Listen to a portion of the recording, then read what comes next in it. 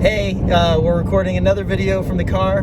This is now Car Conversations, and it'll also still be on our Car Conversations 2. I need to go back and rename the other one as Car Conversations. But we were just having some discussion about some of the songs from the Sing Conference. We're still continuing back. We're now in the mountains. It's really pretty. I would show you, but it wouldn't be the same. But we were just discussing some of the songs, and they introduced several songs that, at least for us, were new. A few of them are like coming out in the next, either just came out or coming out in the next few weeks. A couple songs stood out really, like what was the Almost Home? Almost Home, yeah. By Matt Papa and Matt Boswell, which just came out this past weekend. They also have a song called Psalm 150, Praise the Lord. Right, Praise the Lord, yeah. Which came out. It came out actually earlier this year, but the album just came out on there. It came out on the album this past Friday. And then a song by Kristen, Getty, and Sandra McCraken that is not out yet. It will be coming out in October, is what Sandra said. She believed it was coming out and on the Getty's upcoming album. But we just wanted to take some time to kind of talk about the song. It's an interesting song. They said it was actually written after like I'm blanking on the term, but it's like for women that were like weaving baskets or for cleaning, or it was like some kind of work song. Yeah, like a work song, kind of like the idea of the popular rhythm, like kind of chain the popular game. Chain game for women. Well, what's it? It's like the TikTok trend that was popular. Like the sailor songs. What's the sea shanties? Sea shanties, yeah, and that same idea, but like for women working, and that they used to do. And so they wrote it in this style where it kind of has this. The singer sings, and there's this response, and then it goes into the chorus, and it was a really fun song to sing for some of us, and so we just kind of wanted to give David James the opportunity to kind of share his experience with this song, and then have Jarrod kind of share his experience, because I think you guys will enjoy the perspectives. Oh man. Okay, so we all have our particular tastes in music. We all have particular tastes in songs and song forms. And so when this song actually was introduced to us the other day, along with several others, this song was actually the last, or the bottom of my list for songs introduced to us this week.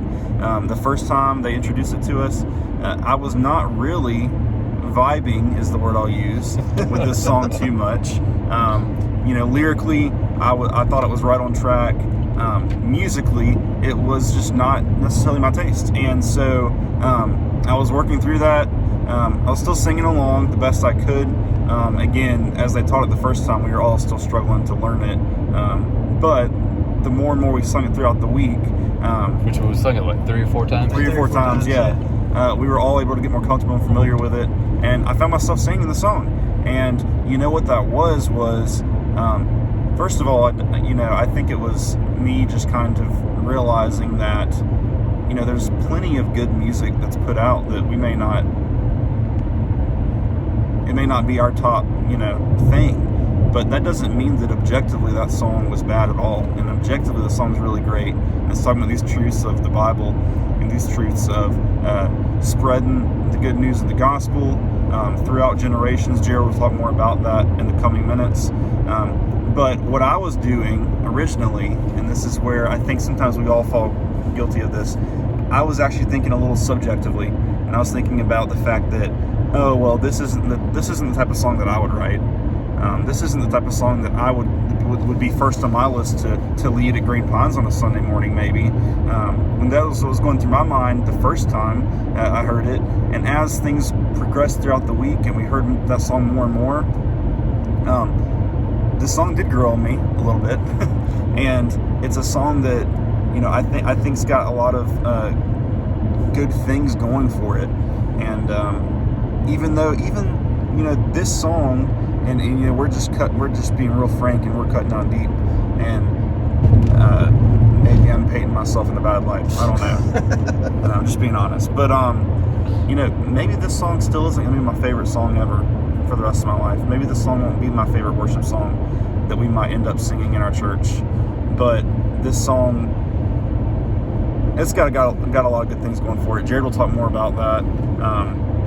We can talk definitely about theological things within the song, but we can definitely talk about the song form and how that plays into what the song's really discussing.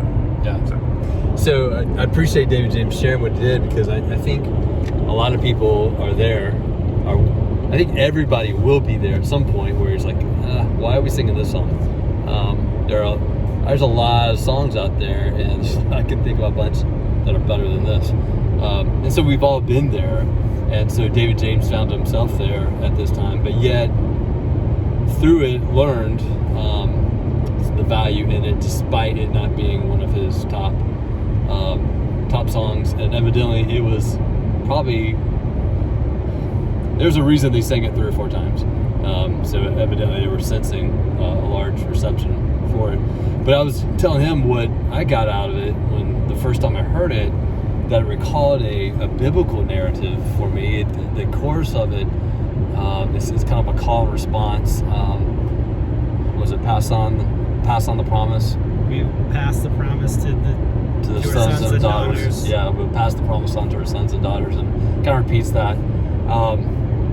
And what it called to my mind was the biblical narratives, like where God would tell the people of Israel, especially I think in Joshua, when they crossed the Jordan River, he would tell them, hey, put up these stones of remembrances, so that when your children one day ask you, why are these stones there, that you will recall to them what God has done in crossing the Jordan River, or like the Passover, when they ask, why are we doing this? They recall the power of God in delivering the people out of Egypt. And so, one of our songs says the word Ebenezer refers to this, the stone of remembrance. And so it was kind of bringing this image up of passing this on, the action God was telling the people to do. But in this song, when we were singing, it wasn't the Old Testament stories.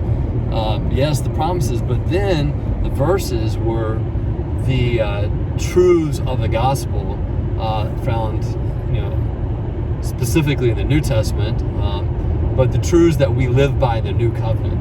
And so I found to be a pretty powerful picture for me. And then when anyone that has children, which is probably, I think David James would say, maybe a lived experience that creates a difference of having children versus no children. And so, I'm not just thinking of little tykes running around. I'm thinking of specific individuals in my case.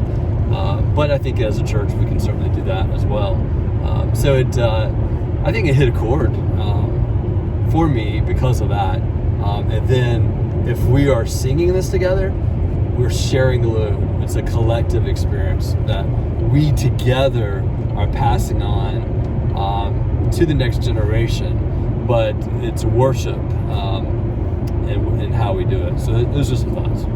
Yeah, and one of the things that when we talked about this before, I was like, hey, we should film us talking about this, that David James brought up is, and because I was kind of in a similar boat with him the first time hearing it, kind of being like, I don't know about that.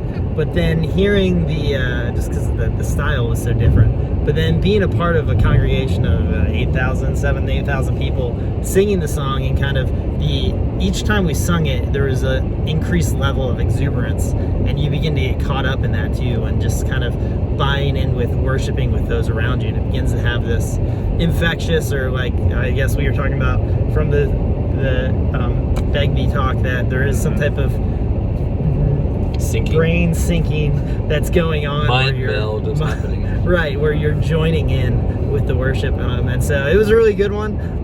Jarrod and I would love to have it be introduced at Green Pines, and David James we very well may do that.